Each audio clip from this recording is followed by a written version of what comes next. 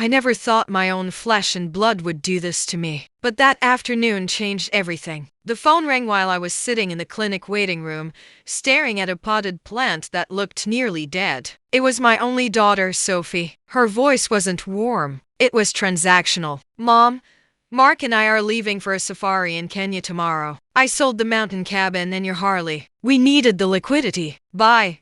She hung up before I could breathe. 40 years of raising her, of skipping vacations so she could have private schooling, and she discarded me like an expired coupon. I sat there in the sterile clinic chair, surrounded by coughing strangers, and felt a coldness settle in my chest that had nothing to do with the air conditioning. But then, I smiled, because Sophie didn't know what I knew. My name is Eleanor. I'm 69 years old, and until that moment, I thought I was just a grieving widow. If you've ever felt unseen in your own family, you're not alone. Welcome to Dear Auntie Stories. My husband, Arthur, had passed away 7 months prior. He was a high school accountant, a man of routine and quiet dignity. He died at the kitchen table, coffee in hand, just as he had every morning for 30 years. Since his death, Sophie had been helpful. She visited weekly. She managed my prescriptions. She told me I needed to downsize. You're alone now, Mom.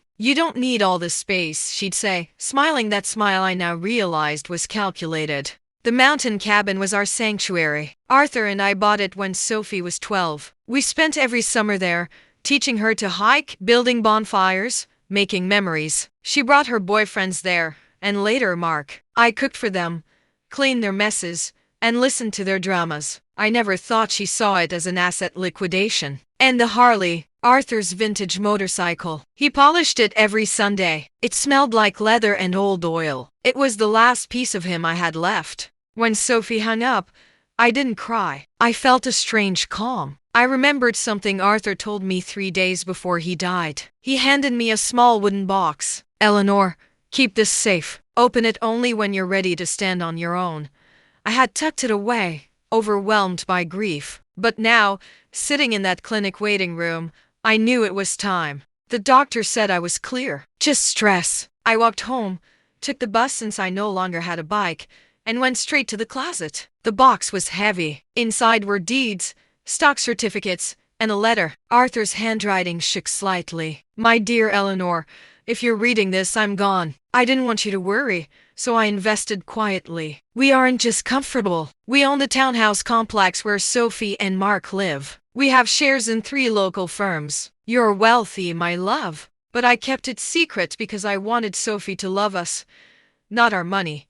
My hands trembled. Arthur had been an accountant, but he was a genius investor. Every penny we saved, he multiplied. He wanted her to love us for who we were. The irony was bitter. She sold our memories thinking we were destitute, when in reality, we owned the building she lived in. That night, I couldn't sleep. I walked through the house, touching the furniture Sophie always called dated. I looked at her baby photos. Where did that little girl go? When did she become a calculator? The next day, she called again. Mom, we transferred your share. It's not much, but it'll help you find a senior apartment. We gave you 30%. Fair, right? 30% of my own assets. Have a safe trip, honey, I said. I laughed after I hung up. It was absurd. They robbed me to fund a vacation that would likely ruin them. But the pain wasn't the money. It was the ease with which she erased me. I called Mr. Henderson, Arthur's lawyer. I need to nullify the sale of the cabin, and I need control of the townhouse complex. Quietly, he agreed. For weeks, I played the part of the poor widow. Neighbors offered me casseroles. How will you survive, Eleanor? They'd ask. I smiled and thanked them. Inside, I was orchestrating a recovery. Mr. Henderson called with updates. The cabin sale was fraudulent. We got it back. The buyers were sympathetic. Then the news about the building. Sophie and Mark used the townhouse as collateral for loans. They didn't know Arthur owned it through a trust.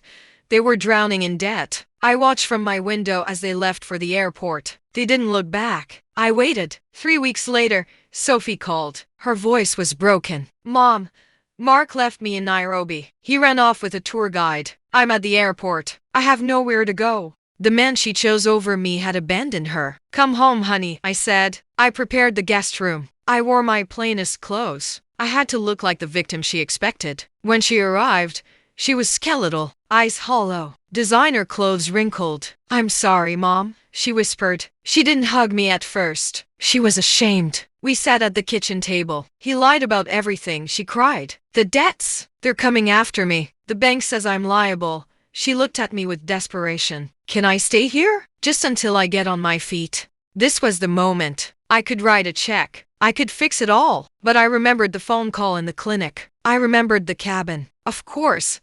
You're my daughter," I said. But inside, I made a pact. I would save her. But she had to learn why she fell. Sophie moved in. She slept in her childhood bed. She found another box of Arthur's things while unpacking. "Mom, this has your name."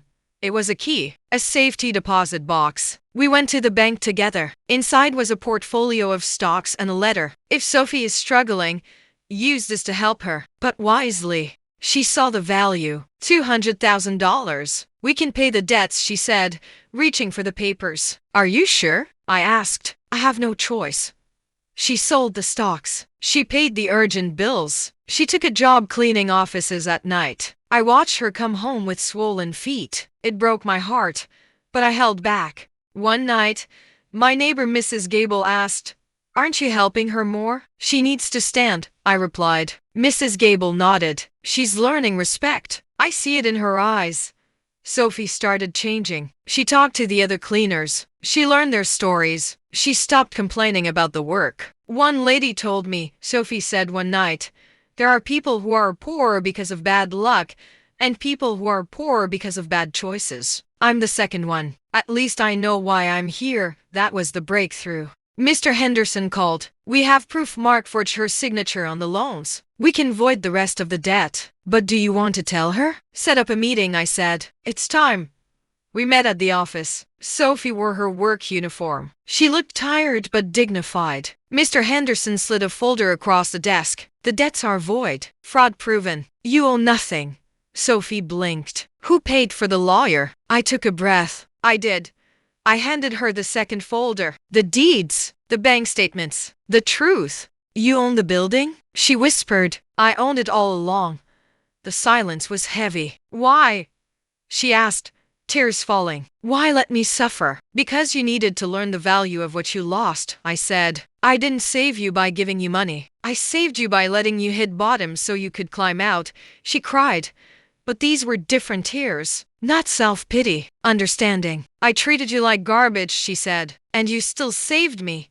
"I saved the woman you are becoming," I corrected. Sophie didn't quit her job. She kept cleaning for another month. "I need to finish what I started," she told me. Then she enrolled in community college. Social work. "I want to help women like me," she said. We turned the mountain cabin into a retreat for survivors of financial abuse. Arthur would have loved that. One evening, we sat on the porch. "Mark wrote from prison," she said. "He wants forgiveness. Do you feel anger?" I asked. "No," she said. "He taught me what I didn't want. You taught me what I needed. We weren't just mother and daughter anymore. We were partners." I learned that love isn't just giving everything. Sometimes it's withholding enough to let them grow. I looked up at the stars. "We did it, Arthur," I whispered. And for the first time since he died, I felt peace. Justice wasn't revenge. It was transformation. Have you ever had to choose yourself over family? Tell me in the comments. Don't forget to like and subscribe to Dear Auntie Stories for more real-life truths. Sometimes the hardest lesson is the one that saves us.